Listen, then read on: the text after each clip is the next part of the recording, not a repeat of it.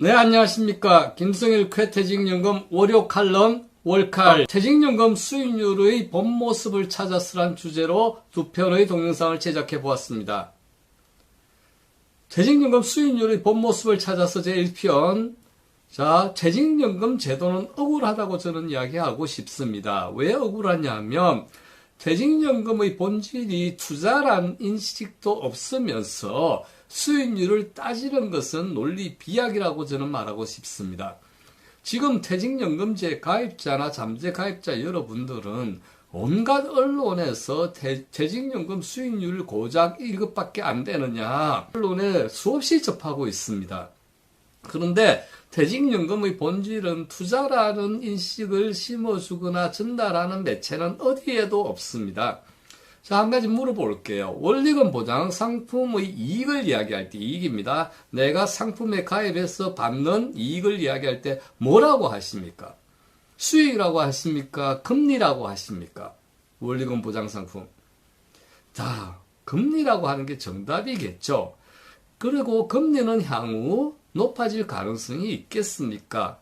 우리가 압축 성장기 고도 성장을 할 때는 엄청난 금리를 주었지만 현재와 같은 전 세계적 저성장, 저금리 국면에서는 금리가 향후 높아질 가능성은 없습니다. 그래서 원리금 보장 상품으로 퇴직연금 제도가 운용이 되고 있는 것이 거의 대부분입니다. 그래 놓고서는 그 나머지 실적 배당행과 같이 이익을 합쳐서 수익률이라고 공시를 합니다. 그러면 원리금 보장 상품은 금리고 실제 배당형 상품은 수익인데 이걸 뭉뚱그려서 수익이라고 하니 어떻게 해야 되겠습니까? 저금리 시대 금리가 낮은 쪽으로 내려갈 수밖에 없겠죠.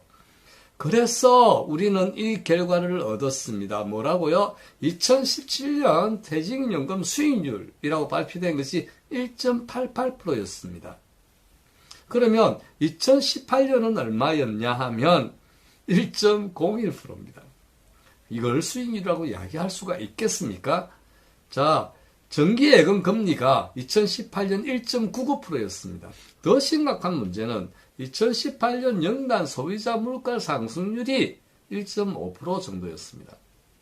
이 말은 무슨 말이냐 하면, 자, 2018년 한 해 동안 퇴직연금 제도 수익률이 1.01%인데 물가 상승률이 1.5%였다면 퇴직연금 제도를 왜 합니까? 나의 돈의 가치를 까먹고 앉아 있는 거잖아요. 그런데 85% 이상이 다 원리금 보장으로 운용을 합니다. 그러니까 우리 퇴직연금 제도는 가면 갈수록 돈의 가치를 상실하는 국면에 봉착하게 되는 것입니다.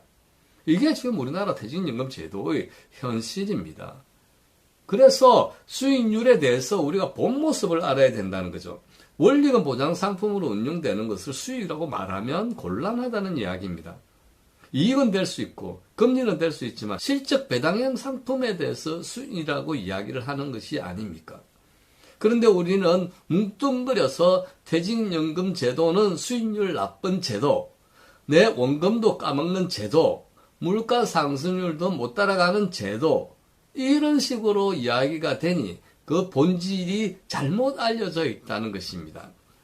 그래서 왜 퇴직연금 수익률의 본 모습을 말하지 않는가라고 저는 말하고 싶습니다. 본 모습이란 퇴직연금 제도의 본질은 투자입니다. 투자가 있어야 내가 수익을 올릴 수 있다는 것에 대한 근본적 출발점부터가 인식이 안 되는 바람에 전부 원리금 보장으로 상품이 운용됩니다. 자, 원리금 보장으로 상품이 운용될 때 퇴직연금 제도 초기에는 좋았죠. 얼마나 좋았냐면 원리금 보장 상품 1년 금리가 거의 9%에 육박했던 적도 있습니다.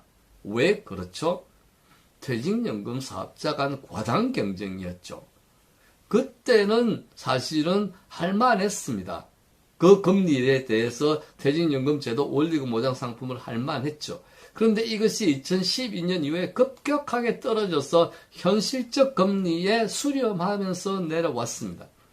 그런데도 이 부분에 대해서 크게 경고를 하거나 이래서는 안 됩니다. 퇴직연금 제도는 본질적으로 투자입니다라고 말한 적이 없습니다. 자, 왜 그럴까요?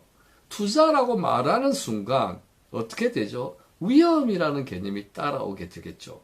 따라서 위험을 감수하셔야 됩니다는 말을 못하니까, 투자란 말을 못 꺼내니까 안정이라는 프레임에 퇴직연금제가 갇혀버리는 겁니다. 그럼 안정이라는 것을 어떻게 해석해야 되느냐 하면, 안정을 우리는 어떻게 보느냐 하면 전부 원금 보존을 안정이라고 생각합니다. 한 가지 물어볼게요. 이게 과연 안정입니까? 이게 과연 내 돈 가치를 보존하는 겁니까? 원리금 보장 상품으로 내가 적립금을 운용하는데 금리가 물가 상승률을 쫓아가지 못한다면 이것은 안정이 아니죠.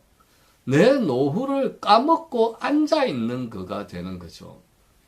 그렇기 때문에 퇴직연금 제도는 투자이고, 투자는 위험이 뒤따른다는 것을 우리 시장 참여자 모두는 현실적으로 인식을 할 필요가 있다고 저는 주장하는 것입니다.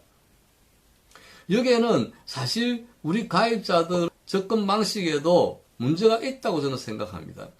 자, 내가 적립금을 가지고 키우겠다고 생각하면, 자, 자본시장에 참여해서 내가 키우겠다고 생각하면 제일 중요한 것이 뭐냐면 위험할 수도 있고, 그래서 이 위험을 감수하려면 어떻게 내가 해야 되는지에 대한 공부도 필요하고, 그 외에 전문가와의 상담도 필요하고 노력이 필요하다는 것입니다. 수익을 올리기 위해서는.